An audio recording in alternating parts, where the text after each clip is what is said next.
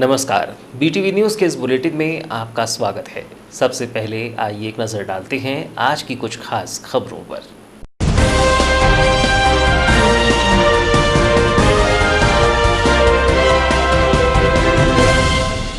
MOIL प्रबंधन और मजदूरों की नहीं बनी बात। मजदूरों ने प्रोत्साहन राशि लेने से किया इनकार।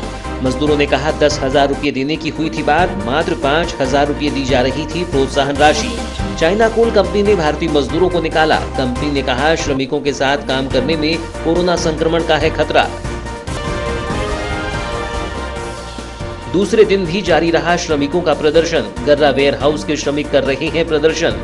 जिला प्रशासनिक अधिकारियों ने समझाने की कोशिश, नहीं माने श्रमिक, कहा मांगे पूरी न होते तक करेंगे प्रदर्शन। शराब व्यवसायी राजेश पाठक के आवास के सामने कर रहे हैं प्रदर्शन। पोल्ट्री में कोरोना वायरस होने की खबर से दहशत। एक अखबार में खबर के प्रकाशन के बाद दहशत।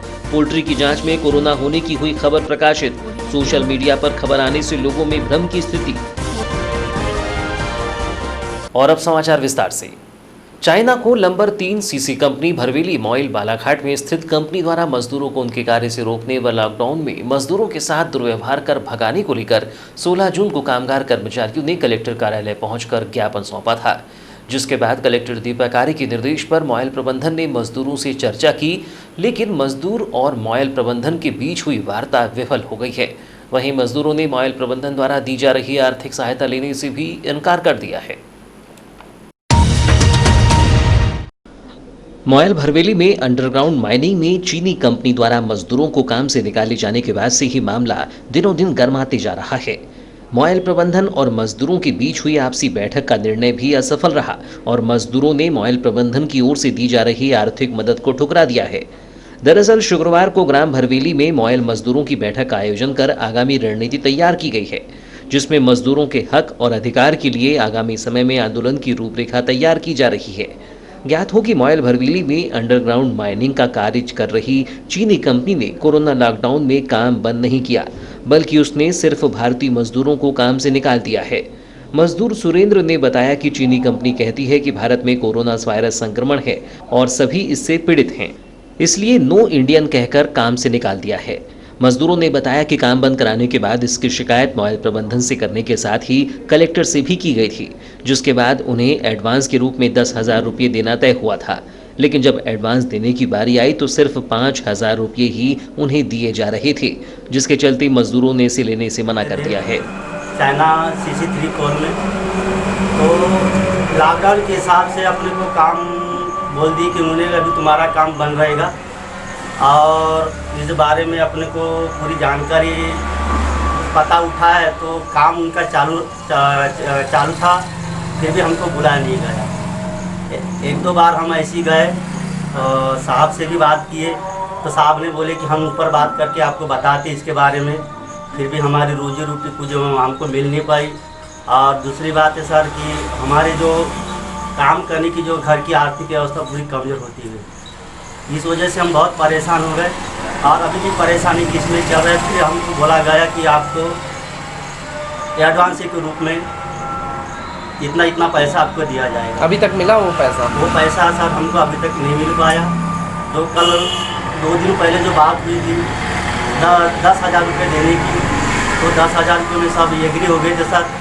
पता चला बाद में कि मतलब 5,000 रुपये आपको दिया जाएगा। किसने बोला था आपको 10,000 रुपये देंगे करके? एडवांस के रूप में आपको। मैनेजर साहब भी थे, वो अपना साइड में हम लोग आए थे, साइड में हमने बात की उनसे, तो हमने बोले सर वो 5,000 रुपये बोल रहे थे सर, हमने 5,000 में हमारा क्या मेंटेनेंस होगा, हमको कम से कम 10,000 रुपये दिला दीजिए। तो आप लोगों को कंपनी से निकाल दिया गया है क्या पूरा को? नहीं सर, वो बात तो पूरी डिटेल हमको जानकारी नहीं मिल रही कि हमको निकाला गया नहीं निकाला गया। फिर हम तो आपको किस कारणों से काम में नहीं रखा जा रहा? हमको बस कारण वही है सर कि वो बोलते हैं कि नो इंडियन का मतलब कोरोना के रूप में हमको मतलब ये कर रहे हो कि आपको कोरोना है इसलिए हम आपको नहीं लिया जाएगा।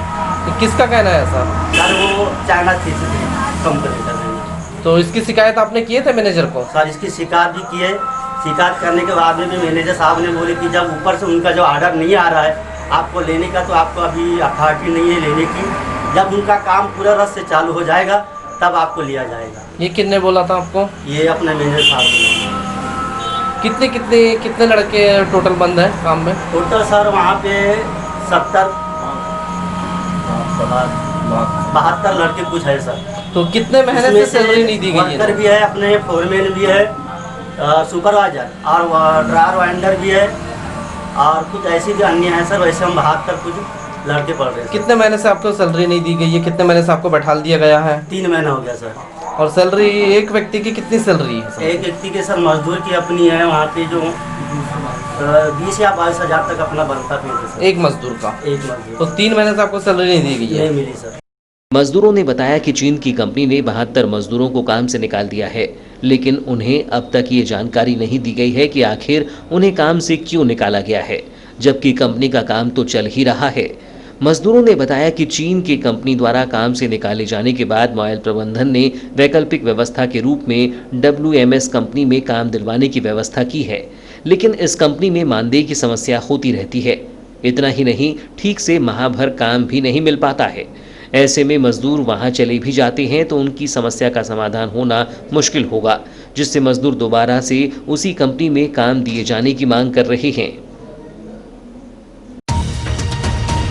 पोल्ट्री में कोरोना वायरस होने के बारे में एक समाचार पत्र में खबर प्रकाशित होने के बाद से लोगों में चिकन खाने में दहशत है। उक्त खबर सोशल मीडिया पर वायरल होने से लोग चिकन खाने से परहेज कर रहे हैं। इस संबंध में उप संचालक पशुपालन विभाग ने बताया कि पोल्ट्री से कोरोना वायरस होने की खबर भ्रामक है। इस तरह का कोई मामला सामने नहीं आया है। इसकी पुष्टि करने स्वास्थ्य सेवा आयुक्त को पत्र जारी होने की जानकारी है, लेकिन पोल्ट्री में कोरोना वायरस होने की जांच के आदेश व पोल्ट्री फार्म बंद करने के आदेश जिले में प्राप्त नहीं हुए हैं।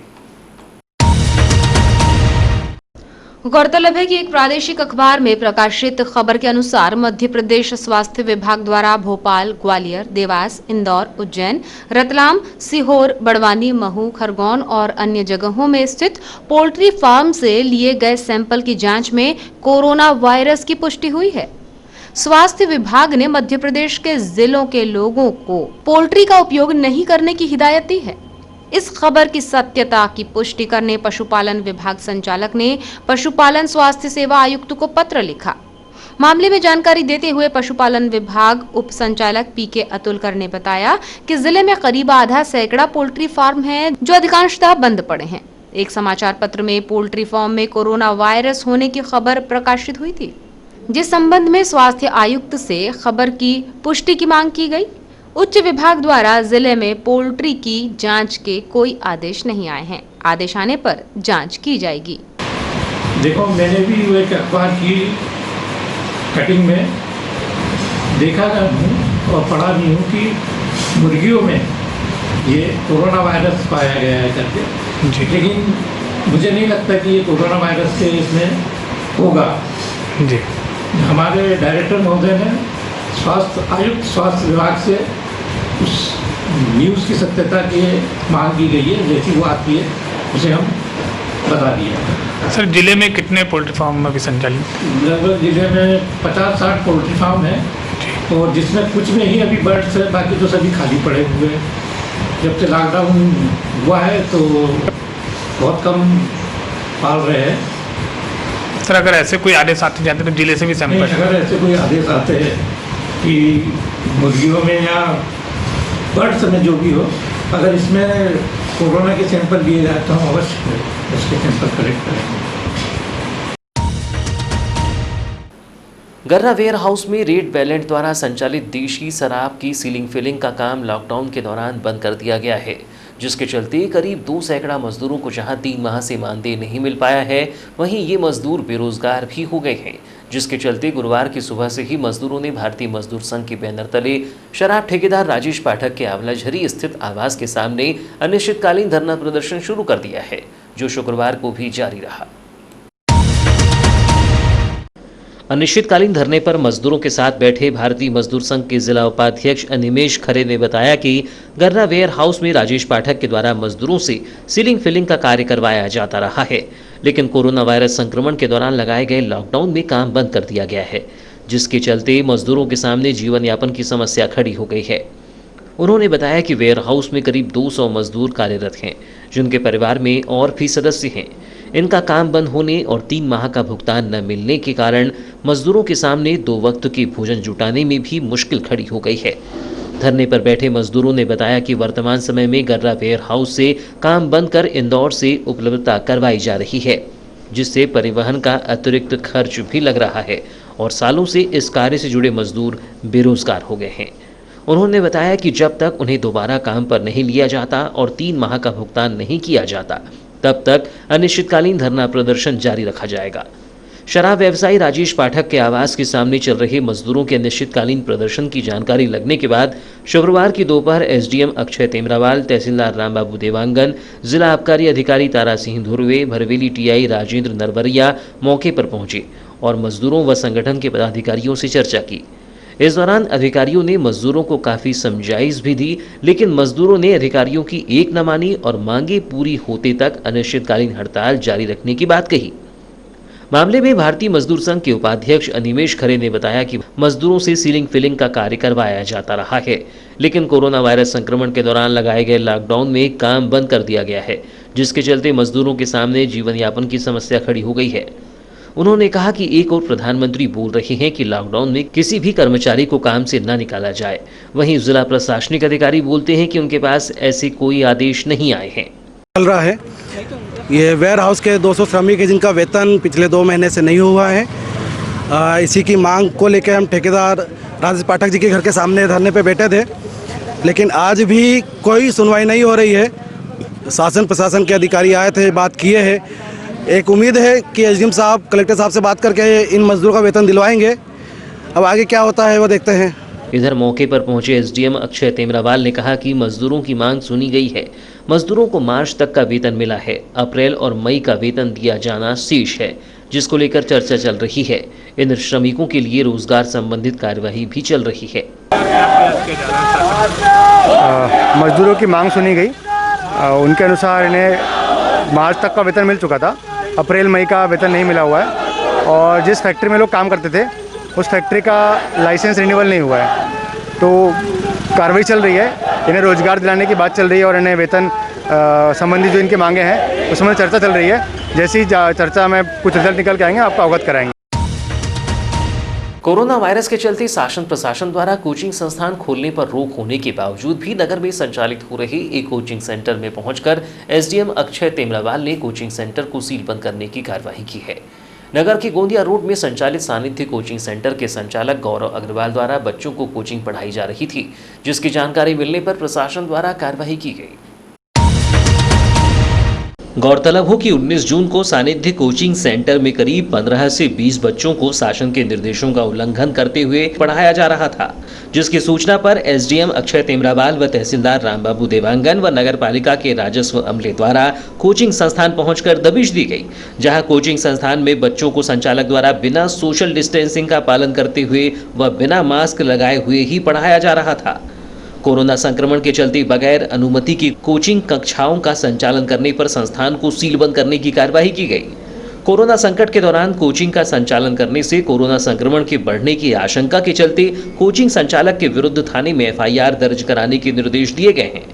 मामले में एसडीएम अक्षय तेमरावाल ने बताया कि भारत शासन द्वारा कोरोना महामारी के चलते कोचिंग संस्थान व स्कूल कॉलेज को खोलने की अनुमति नहीं दी गई है, लेकिन कोचिंग संचालक द्वारा प्रतिबंध के बावजूद भी कोचिंग संस्थान खोलकर बच्चों को पढ़ाया जा रहा था। इस दौरान सोशल डिस्टेंसिंग का पालन व मास्क का उपयोग भी नहीं किया जा रहा था, जिससे कोचिंग संस्थान को सीलबंद कर संचालक के खिलाफ कार्रवाई करने के निर्देश जारी किए गए हैं। इसके अलावा नगर में स्थित अन्य कोचिंग संस्थानों को भी जाकर देखा गया, लेकिन सभी संस्थान बंद थे। जैसा कि आप सभी को विदित है कि भारत सरकार और मध्य प्रदेश सरकार द्वारा निर्देश दिए गए हैं कि कोई भी कोचिंग संस्थान, स्कूल ये सब अभी लॉकडाउन के समय नहीं चलाए जाएंगे। और हमें सूचना मिली तो हम मौके पर गए और हमने पाया कि कोचिंग में लगभग 20 बच्चे को पढ़ाया जा रहा था। सोशल डिस्टेंसिंग का पालन नहीं किया गया, बच्चों ने मास्क नहीं लगाया गया था, सैनिटाइजेशन की व्यवस्था नहीं थी। और इन सब के अलावा सबसे महत्वपूर्ण तो यह है कि शासन के निर्देशों के खिलाफ उन्होंने कोचिंग खोली हुई थी। तो इसी त्वरित कार्रवाई करते हुए हमने कोचिंग को सील कर दिया है और शासन के निर्देश आने तक कोचिंग बंद रहेगी। और जहाँ भी ऐसी कहीं और कोचिंग चल रही है बालाघाट में, तो उन्हें भी हम बंद करने का पूरा प्रयास करेंगे। कोरोना वायरस संक्रमण के दौरान किए गए अनलॉक 1 में जिम सहित शिक्षण संस्थानों को खोलने की अनुमति नहीं मिली है, लेकिन फिर भी नगर में एक जिम का संचालन किया जा रहा था, जिसकी जानकारी लगते ही जिला प्रशासन के निर्देश पर नगरपालिका के राजस्व अमले ने जिम में पहुंचकर जिम को सील बंद करने की कार्रवाई की है। जानकारी के अनुसार कोरोना संक्रमण के दौरान नगर के जय हिंद टॉकीज मैदान के समीप संचालित हार्डकोर जिम का संचालन किया जा रहा था, जिसमें नगर के युवक भी उपस्थित थे, जिसकी जानकारी शुक्रवार की शाम जिला प्रशासन को लगी, जिसके बाद नगरपालिका का राजस्व अमला शुक्रवार की देर शाम जिम में पहुंचा। राजस्व अमले के आने की भनक लगती ही जिम संचालक के द्वारा बड़ी ही चालाकी से सभी युवकों को जिम की छत पर पहुंचा दिया गया, जिसके बाद राजस्व अमले ने जब युवक के विरुद्ध कार्यवाही करनी चाही तो उन्होंने राजस्व अमले से भी अभद्र व्यवहार किया और कार्यवाही को अवरुद्ध करने की कोशिश की, जिसके बाद सभी युवकों को जिम से निकलवाकर जिम को सील बंद करने की कार्यवाही की गई। राजस्व प्रभारी वेदपुरी गोस्वामी ने बताया कि हार्डकोर जिम के संचालक शुभम खत्री के द्वारा कोरोना संक्रमण के दौरान जिम का संचालन किया जा रहा था, जबकि अब तक शासन की ओर से जिम के संचालन के लिए कोई निर्देश जारी नहीं किए गए हैं। जब राजस्व अमले की टीम मौके पर पहुंची तो पहले तो जिम की लाइट बंद कर दी गई और युवकों को जिम की छत पर भिजवा दिया गया, जिसके बाद युवकों को छत से निकालकर उन्हें उनके घरों के लिए रवाना किया गया है। वहीं जिम संचालक के विरुद्ध कार्रवाई करते हुए जिम को सील बंद करने की कार्रवाई की जा रही है। हार्डकोर जिम में आज कम से कम 8 से 10 लड़के जिम करते हुए पाए गए और उनके ऊपर जब कार्रवाई की गई तो उनके द्वारा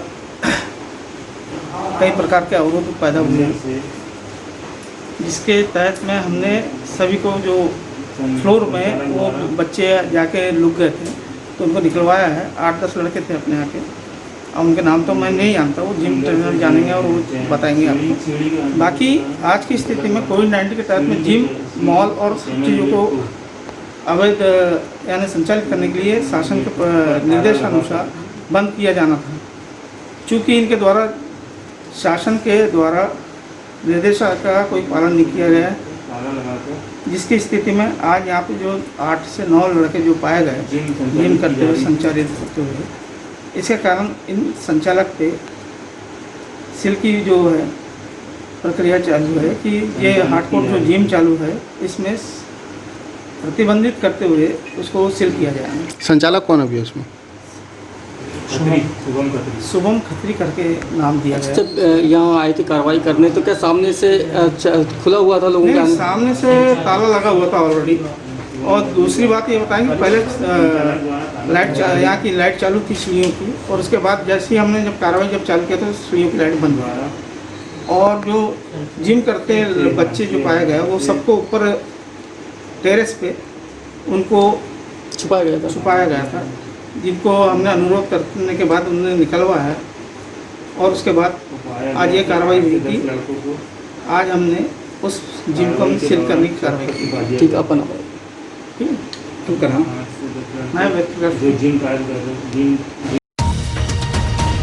फिलहाल समाचारों में वक्त है एक छोटे से ब्रेक का। ब्रेक के बाद हम फौरन हाजिर होते हैं, तब तक बने रहिए BTV न्यूज के साथ।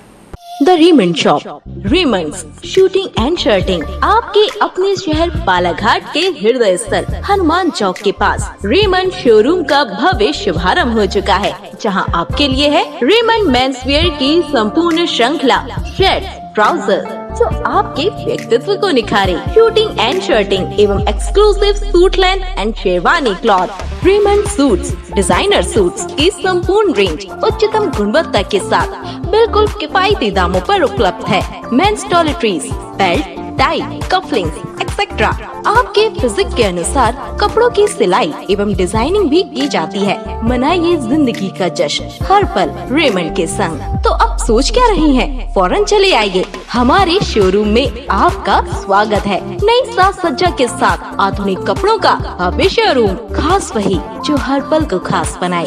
Raymond the complete man, Dharam treasure, circuit house road, Hanuman चौक, बालाघाट। कॉन्टैक्ट 917632292017।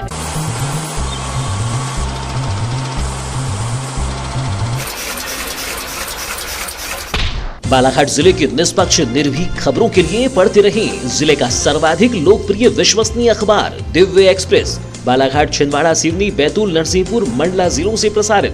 विज्ञापन हेतु संपर्क करें 9399213808 8109853142। कार्यालय दीनबंधु चौक, बालाघाट। देश की सीमा पर चीन की कायराना हरकत के विरोध में अखिल भारतीय विद्यार्थी परिषद द्वारा स्थानीय कालीपुतली चौक में 19 जून को चीन के राष्ट्रपति शी जिनपिंग और चीनी सरकार का पुतला फूंका। उपस्थित पदाधिकारियों कर्मचारियों ने चीनी सरकार के खिलाफ जमकर नारेबाजी करते हुए देशवासियों से चीनी वस्तुओं का बहिष्कार करने की अपील की है। भारत और चीन के बीच लद्दाख के गलवान घाटी में हुई हिंसक झड़प में 20 भारतीय सैनिकों की शहादत से पूरा देश गमगीन है। इस घटना के बाद से चीन को लेकर देशवासियों का आक्रोश थमने का नाम नहीं ले रहा है। इस दौरान अखिल भारतीय विद्यार्थी परिषद के नगर मंत्री प्रखर श्रीवास्तव ने कहा कि चीन हमेशा से ही भारत का दुश्मन रहा है। आतंकवादी देश पाकिस्तान को पनाह देने वाले चीन ने विगत दिनों भारत और चीन के बीच लद्दाख की गलवान घाटी में भारतीय जवानों पर कायराना हमला किया, जिससे हमारे 20 भारतीय सैनिक शहीद हो गए, जिनकी शहादत को देशवासी कभी नहीं भुला सकते हैं। चीन की इस कायराना हरकत के बाद अब उसे जवाब देने का वक्त आ गया है। चीन भारतीय बाजार से अपने उत्पादों के माध्यम से धन का उपार्जन कर अपनी सैन्य शक्ति को बढ़ाने का काम करता है, जिसे कमजोर करने के लिए हम सभी भारतीयों को चीनी उत्पादों के बहिष्कार के साथ ही चीनी मोबाइल एप्लीकेशन टिकटॉक और पबजी गेम को अपने मोबाइल से अनइंस्टॉल कर देना चाहिए, जिससे चीन आर्थिक रूप से कमजोर होगा। हम चीन को आर्थिक रूप से कमजोर कर बिना सैनिक के भी चीन को धराशायी कर सकते हैं। कोरोना महामारी के चलते हर वर्ष सामूहिक रूप से मनाए जाने वाला योग दिवस इस वर्ष घर पर ही रहकर मनाया जाएगा। कोरोना वायरस को रोकने के लिए शिक्षा विभाग व स्वास्थ्य विभाग द्वारा सामूहिक रूप से योग दिवस नहीं मनाने का आदेश जारी किया गया है, जिससे परिवार के साथ सोशल डिस्टेंसिंग का पालन करते हुए 21 जून को सभी अपने घर पर योगाभ्यास कर योग दिवस मनाएंगे। गौरतलब है कि हर वर्ष 21 जून को योग दिवस पूरे उत्साह के साथ सामूहिक रूप से जिला मुख्यालय सहित तहसील मुख्यालयों में प्रमुख ग्राउंड्स पर मनाया जाता था। इसके अलावा सभी स्कूलों में भी योग दिवस मनाया जाता था, लेकिन इस वर्ष देश में बढ़ रहे कोरोना महामारी के खतरे को देखते हुए सामूहिक रूप से योग दिवस नहीं मनाने का शासन द्वारा आदेश जारी किया गया है, जिससे सभी स्कूली बच्चे और शिक्षक और प्रशासनिक अधिकारी जनप्रतिनिधि घर पर ही परिवार के साथ योगाभ्यास कर योग दिवस मनाएंगे। योगाभ्यास का प्रसारण 21 जून की सुबह 7 बजे से 7:45 तक दूरदर्शन और रेडियो के माध्यम से किया जाएगा। इस बारे में जिला शिक्षा अधिकारी R.K. लटारी ने बताया कि योग दिवस के लिए विभाग द्वारा निर्देश जारी किए गए हैं कि कोरोना संक्रमण रोकने के लिए 21 जून को सभी अपने घर पर ही परिवार के साथ सोशल डिस्टेंसिंग का पालन करते हुए योगाभ्यास कर योग दिवस मनाएं। योगाभ्यास के YouTube और Facebook पर बहुत से पोस्ट डाले गए हैं, जिसे देखकर योगाभ्यास कर सकते हैं। योग दिवस पर कहीं भी सामूहिक रूप से योगाभ्यास का कार्यक्रम नहीं किया जाएगा। योग दिवस के लिए निर्देश ये है कि इस वर्ष कोरोना के संक्रमण को फैलने से रोकने के लिए जो भी योग दिवस यानी स्वास्थ्य विभाग और शासन द्वारा जो निर्देश प्रसारित किए गए हैं कि इसके संक्रमण की रोकथाम के लिए सोशल डिस्टेंसिंग का पालन करना अनिवार्य है, तो विभाग द्वारा निर्देश दिया गया है कि इस बार जो सामूहिक योग अभ्यास हम करते थे 21 जून को, वो ग्राउंड पर न होकर सब लोग अपने परिवार, अपने बच्चों, अपने स्टूडेंट के साथ घर पर ही मतलब रहकर, चाहे स्टूडेंट अपने परिवार के साथ, शिक्षक अपने परिवार के साथ या अन्य जनप्रतिनिधि जो इसमें सम्मिलित होते थे, सभी से निवेदन करते हैं कि हमारे शासन के जो निर्देश है, हमारे विभाग के जो निर्देश है वो ये है कि सोशल डिस्टेंसिंग के कारण सामूहिक रूप से हम योगाभ्यास नहीं करेंगे, अपने घर पर ही रहकर करेंगे। और योगाभ्यास का योग का जो प्रसारण है दूरदर्शन से, रेडियो से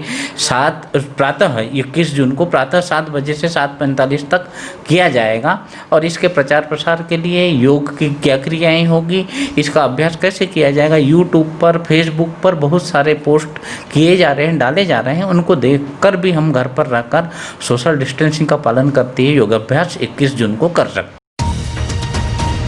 21 जून को अंतर्राष्ट्रीय योग दिवस के अवसर पर आर्ट ऑफ लिविंग के द्वारा घर पर ही ऑनलाइन योग कराया जाएगा। योग दिवस पर जहां पूरा विश्व एक साथ सामूहिक रूप से योग करता था, वहीं इस वर्ष कोरोना महामारी के चलते यह सामूहिक योग मैदान या किसी हॉल में होना संभव नहीं है।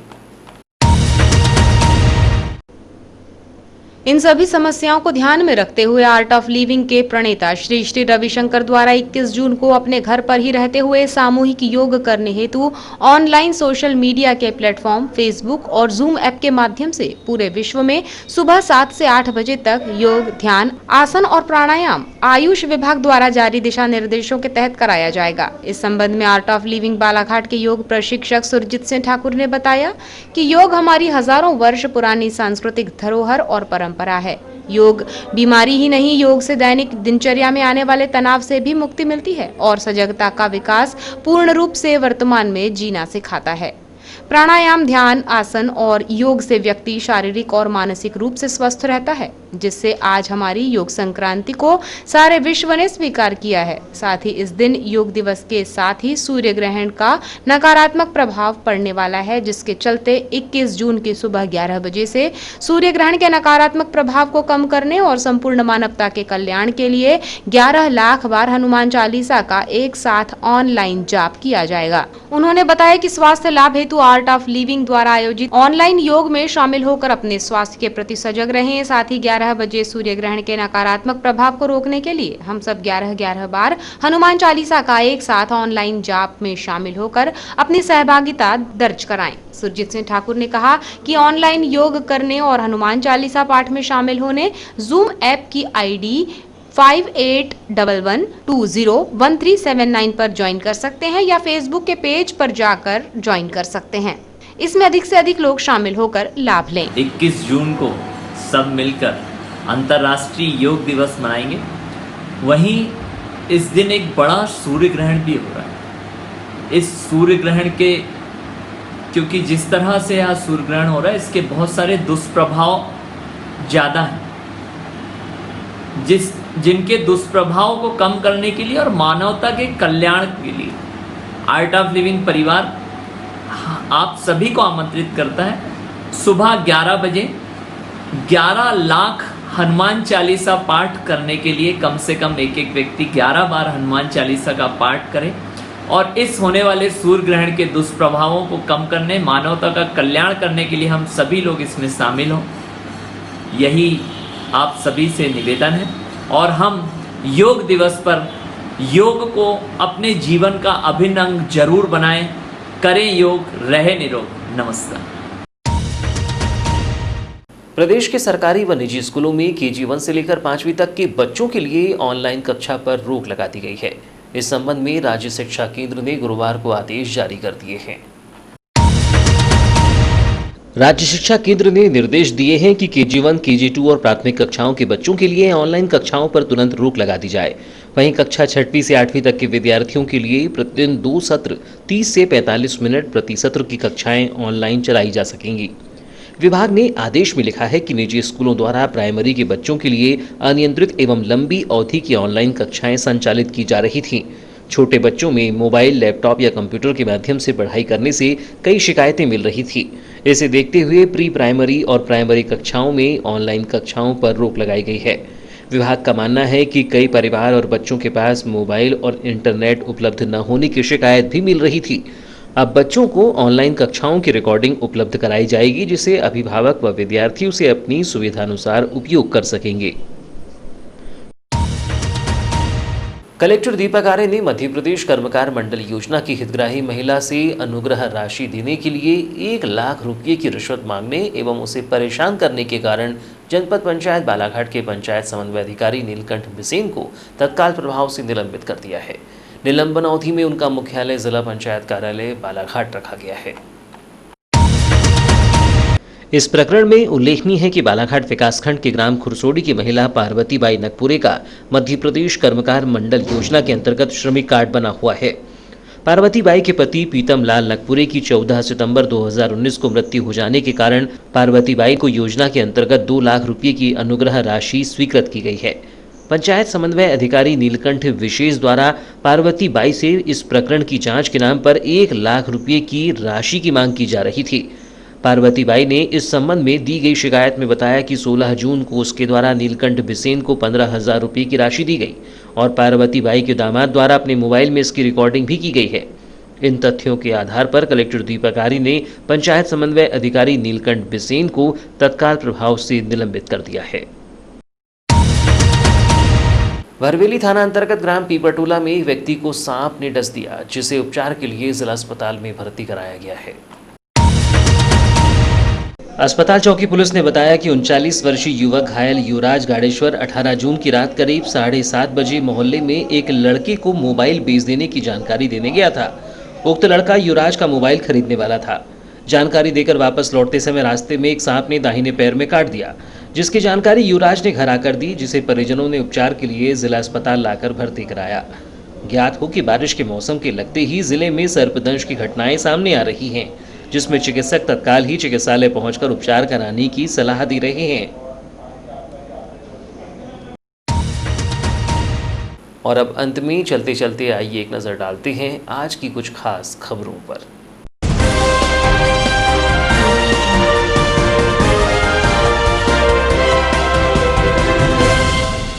मॉयल प्रबंधन और मजदूरों की नहीं बनी बात। मजदूरों ने प्रोत्साहन राशि लेने से किया इनकार।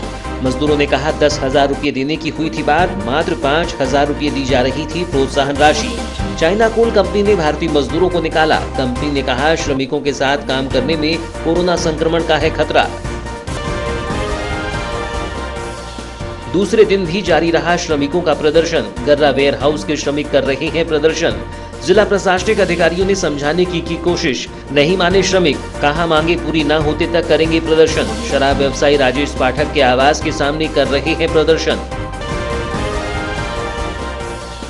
पोल्ट्री में कोरोना वायरस होने की खबर से दहशत। एक अखबार में खबर के प्रकाशन के बाद दहशत। पोल्ट्री की जांच में कोरोना होने की हुई खबर प्रकाशित। सोशल मीडिया पर खबर आने से लोगों में भ्रम की स्थिति। तो ये थी अब तक की खबरें। नई खबरों के साथ एक बार फिर हम हाजिर होंगे, तब तक के लिए दीजिए इजाजत। नमस्कार।